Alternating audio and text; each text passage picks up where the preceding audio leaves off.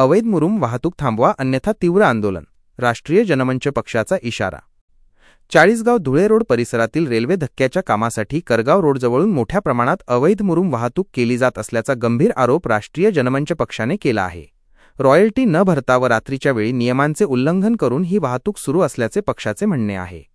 पक्षाचे मुख्य आरोप: वेळ व प्रमाण: दररोज रात्री 12 ते पहाटे 5 या वेळेत अंदाजे 10 ते 12 डंपर बेधडकपणे मुरुम वाहतूक करतात।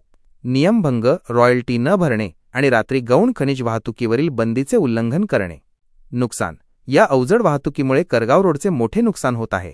निष्क्रिय यंत्रणा: या प्रकरणात स्थानिक राजकीय व्यक्तींचा सहभाग असल्याचा उल्लेख करत आरटीओ आणि महसूल विभागाच्या तहसील कार्यालयाखालील यंत्रणांच्या भूमिकेवर पक्षाने प्रश्नचिन्ह उपस्थित केले आहे।